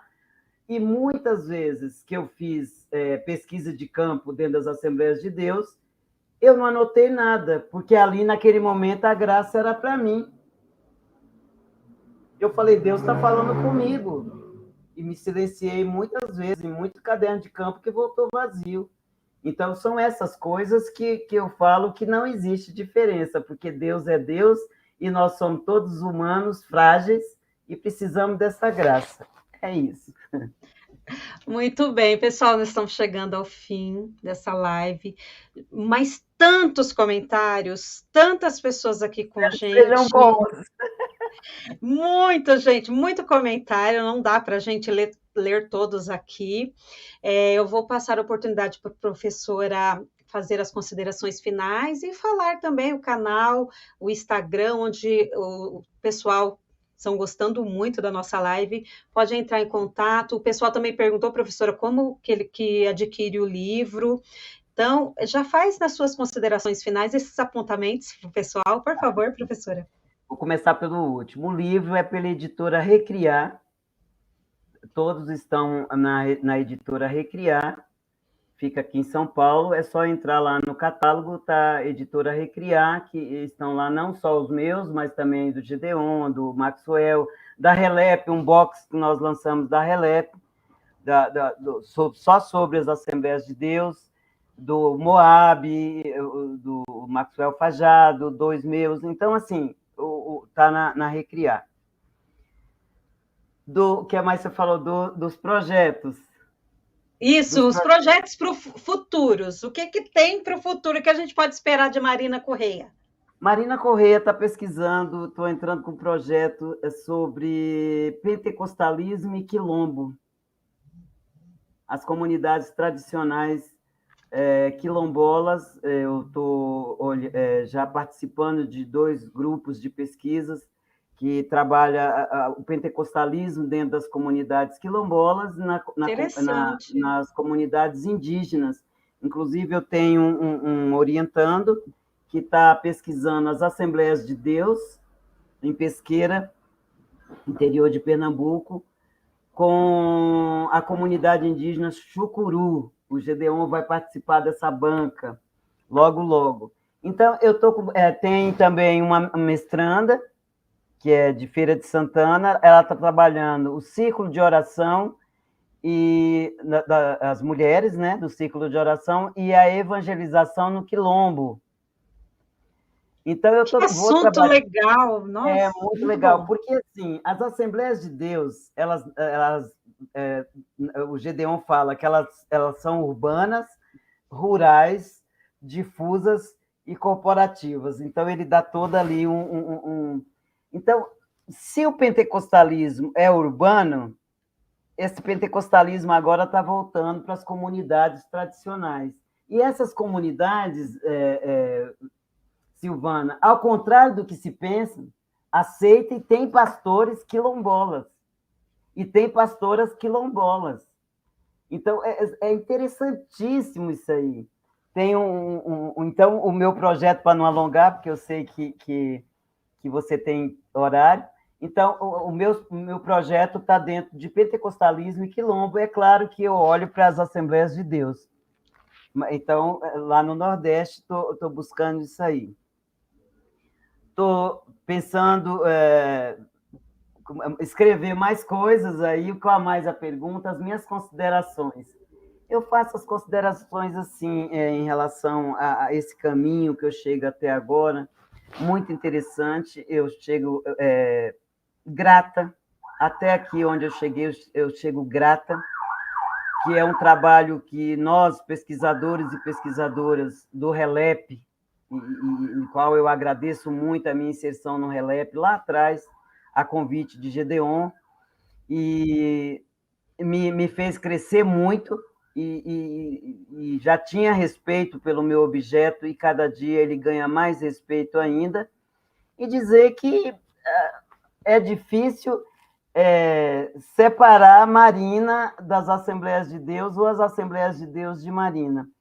Eu tenho muitos projetos, Silvana, de verdade eu tenho muitos projetos, quero trabalhar também com as mulheres, eu creio que as mulheres assembleianas merecem bons estudos dentro dessa caminhada, esse silêncio me incomoda muito, a mim incomoda muito, e é isso, eu não paro, a menos que Deus fala, chega, aí eu obedeço, senão eu continuo falando do RELEP, que está na coordenação do Gedeon Alencar, do Davi Mesquiati, Moab, Ismael Vasconcelos, é um grupo imenso que se dedica a trabalhar com o pentecostalismo brasileiro. Também estou organizando um dossiê para o Chile, para a Universidade Arturo Prat, que vai tratar sobre o pentecostalismo no Brasil. Vai sair no final do ano, e eu já digo que tem coisas boas aí saindo, né? É isso. Se eu me canso de trabalhar assim, não. Eu me canso de chatice, mas de pesquisa nunca. Ai, professora, que preciosidade, que privilégio nosso de recebê-la. Que live maravilhosa, falar sobre a história da Assembleia de Deus, uma pessoa com um olhar diferente, de fora, porque não é uma assembleiana. Eu gosto de trazer os mais diversos, né, as mais diversas pessoas para falar de um assunto só. né, que a gente vê o olhar de cada um para a história, foi de muita valia. Eu agradeço muito a sua presença. Você é muito importante para a história das Assembleias de Deus aqui no Brasil. Eu valorizo muito, acho muito importante. Muito obrigada. Assim que tiver novidade, que lançar, já me avisa para a gente trazer aqui, mostrar para o pessoal, que o pessoal gosta muito da Assembleia de Deus, gosta muito do seu trabalho. Então, Obrigada. quero te agradecer mais uma vez, agradecer o público aqui em peso, com vários comentários, eu vou agradecer muito. Pessoal, relembrando o Instagram da professora, é Marina Correia 0612. Siga ela lá, que aí vocês vão estar atualizados com o que ela está lançando, onde ela está, tá bom? É muito importante, estou sempre ali seguindo. Eu uso o Face também, o Face é Marina Santos Correia. O Facebook também, Marina Santos Correia, gente. Correia, Marina Santos Correia, sem o I. Sem o I, Correia, tá bom, pessoal? Correia, isso. Então, vamos lá seguir. Eu quero agradecer muito, Silvana, muito obrigado. Espero que, assim, a gente continuar essa conversa, tem muita coisa boa que vem por aí. Você também é uma pessoa muito importante para nós. O José Bispo, olha que interessante, eu conheço o José Bispo, ele está falando sobre a irmã Wanda Freire. Um abraço para você. Ele fala sobre ela, a gente já tocou muito nesse assunto. Então é isso, eu estou de verdade agradecida e me sentindo muito importante hoje nessa live. Eu estou me sentindo importante, porque, Marina, sabe o que eu faço? É o que eu já falei aqui em outros vídeos. O grosso mesmo, o trabalho suado mesmo, é de vocês. Eu só faço essa transposição didática, eu trago um pouquinho superficial, para aguçar o pessoal, né? E o pessoal vão buscar se aprofundar mais. Então, eu trago, né? Eu gosto muito de todos vocês, pessoal do ReLap, eu trago aqui para o pessoal ver que tem um pessoal preocupado, pesquisando, trazendo a história, e eu faço isso. O meu trabalho é muito pequeno, mas é trazer para o meu público essa história maravilhosa, essa pesquisa de vocês, as pesquisas bem ricas. E falando nisso... é muito bom. Falando nisso, Marina, terça-feira que vem vai ter uma live aqui com o Mário Sérgio, vem de novo aqui. Eu vou assistir, com certeza. Isso, viu, pessoal? Mário Sérgio, ele é lá de Joinville, historiador, ele já veio aqui. Aliás, ele foi o primeiro participante, o primeiro convidado da live aqui. Ele vai estar aqui para falar do livro dele que foi publicado sobre o Pentecostes em Rondônia, a história da Assembleia de Deus em Rondônia. Gente, como eu gosto. Eu gosto de conhecer como que chegou a história nos estados brasileiros. Então, a gente vai discutir sobre isso terça-feira que vem, dia 7, às 21 horas. Não percam, tá bom? Obrigada, professora, mais uma vez. Obrigado, público. Obrigada. Deus abençoe todos vocês, viu? Todo mundo que está assistindo aí, muito obrigada e vamos continuar. Obrigada, Silvana, muito pelo convite. Me sinto honrada. Obrigada, professora. Boa noite, viu? Muito obrigada mesmo. Tchau, pessoal. Até a próxima. Porque nada podemos contra a verdade, senão pela verdade. Segunda carta aos Coríntios 13:8. Se você gostou do conteúdo deste vídeo, se inscreva no canal, deixe o seu joinha, compartilhe e ative o sininho para receber do YouTube as notificações dos novos vídeos.